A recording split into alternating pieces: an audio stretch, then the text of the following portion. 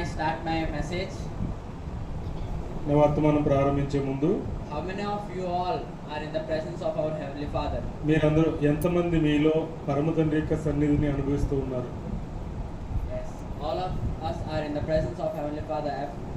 అవును, నిజంగా మనందరం కూడా పరమ తండ్రి యొక్క సన్నిధిలోనే ఉన్నాము. Yes, when we are in the presence of our Heavenly Father, something special will happen.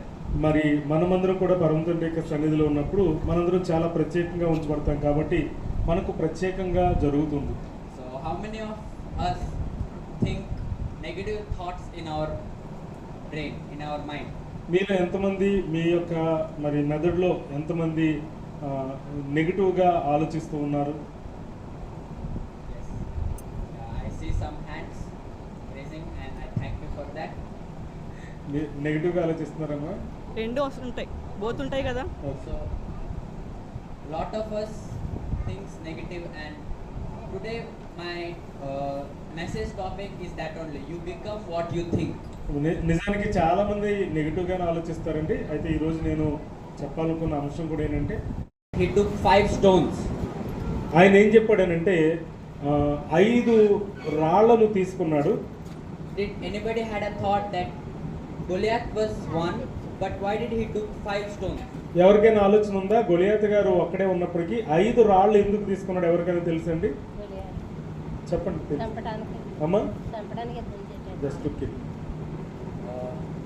Yes, it's to kill, but the main reason for that is Goliath had 5 with him. He had 4 brothers, so for each one he had a confidence in his Heavenly Father that in one shot he can defeat through the given power of Adonai.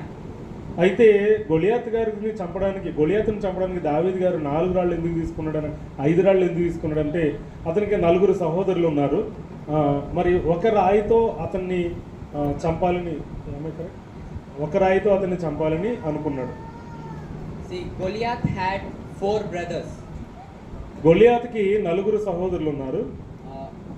If he killed the Goliath, the other 4 will come. So he just had a thought that maybe they'll come and he'll give each stone to each brother. అయితే 5 రాళ్ళు ఎందుకు తీసుకున్నాడనంటే, గొలియాతుకి ఇంకొక 4 సహోదరులు ఉన్నారు. ఒకవేళ గొలియాతును ఒక రాయితో చంపేస్తే అతను 4 సహోదరులు కూడా వస్తారేమో, వాళ్ళను కూడా ఇంకొక 4 రాళ్ళతో 4ని చంపుదామనే ఉద్దేశంతో మరి దావీదు గారు 5 రాళ్ళు తీసుకున్నట్లుగా మనం చూస్తాం. With David in his small age, he had this much confidence that he can defeat that much giant, and he removed that negative thought from his mind.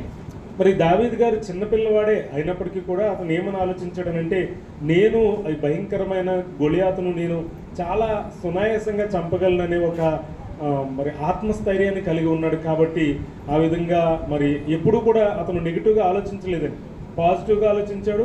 ఆత్మస్థైర్యంతో ఉన్నాడు కాబట్టి గొలియాతును చంపగలిగాడు. Our positive thoughts brings belief. మరి ఎప్పుడైతే ఇలా positive thoughts ఉంటాయో అవి మనకి ఏం చేస్తాయంటే విశ్వాసాన్ని పెంచుతాయి. And with this belief will keep this belief in actions. ఈ విశ్వాసం ఉన్నప్పుడు మనం ఏం చేస్తామంటే క్రియల్లో చూపిస్తాం. And actions makes us our character. మన వ్యక్తిగతాన్ని, మన యొక్క వ్యక్తిగత పాత్రను డెవలప్ చేస్తాయి, అభివృద్ధి చేస్తాయి. So as I said, let me give a good example. మరి నేను చెప్పినట్లుగా ఒక ఉదాహరణ చెప్పనివ్వండి. If I have this much shaped bucket, నాకు కనుక ఒక ఇంత బకెట్ నా దగ్గర ఉందనుకోండి, and in this bucket, if I want to fill this much big drum of water, నేను ఈ చిన్న బకెట్ తోటి ఒక పెద్ద డ్రమ్ములోని వాటర్తో నింపాలనుకుంటున్నాను. will that whole drum water will go store inside that small bucket? మరి ఆ చిన్న బకెట్లో మరి ఆ డ్రమ్ములో పట్టే నీళ్ళన్నీ ఆ చిన్న బకెట్లో పడతాయంటారా? No. As we know how much amount of water we have, but the capacity of bucket is some limited only.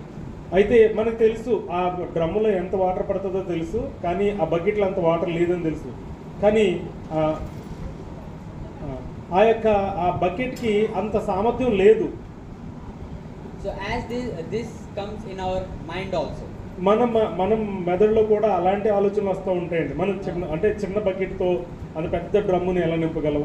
So same just like that, if our capacity of thinking is small, మన యొక్క ఆలోచన యొక్క సామర్థ్యము చాలా చిన్నగా ఉంటుంది. no matter how much our Heavenly Father will pour in our mind, in our soul, కానీ మనం ఏం ఆలోచించమనంటే పరమ తండ్రి ఎంతో గొప్పవారు, ఆయన మన హృదయాలకు మన ఆత్మలకు ఎంత సమృద్ధిని కావాలంటే అంత ఇవ్వగలరు. but we don't have the capacity to take that. కానీ మనకే ఆ యొక్క సామర్థ్యాన్ని తీసుకునే సామర్థ్యం మనకు ఉండదు. So we should remove these limitations within us. So దానికి మనం ఏం చేయాలంటే ముందుగా మనకున్నటువంటి ఈ యొక్క చిన్న ముడులు, లిమిటేషన్స్, ఈ సరిహద్దులు చిన్నవి, నేను ఇలాగే ఉంటాను, ఇంత చేయలేను, నేను చిన్నవాడిని అన్నటువంటి ఈ యొక్క సరిహద్దులు ఏవైతే ఉంటాయో వాటిని ముందు మనం తీసేసుకోవాలి.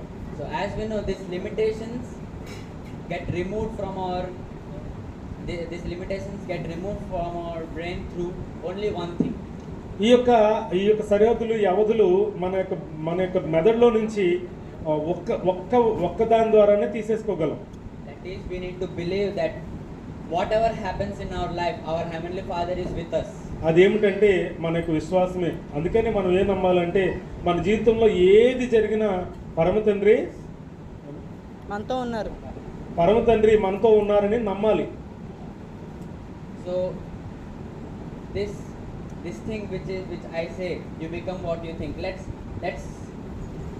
turn our Bibles in Romans 12 verse 2. మరొకసారి ఇంకొక విషయం నేను చెప్పాలనుకున్నాను. రోమ పత్రిక 12వ అధ్యాయము 2వ వచనం చూడండి. We should develop faith in our mind, and lot of youth, they think that this faith, this believing in Heavenly Father they don't give that much interest in it. మనం ఏం చేయాలంటే మన యొక్క మెదడులను అభివృద్ధి చెందించుకోవాలి ఈ గొప్ప విశ్వాసం చేత. అనేక మంది యవనస్తులు ఏం చేయాలని అంటే ఈ యొక్క విశ్వాసాన్ని అభివృద్ధి చేసుకుని పరమ తండ్రి మనతో ఉన్నారనే విశ్వాసం కలిగి ఉండడానికి మనము ప్రయత్నించాలి.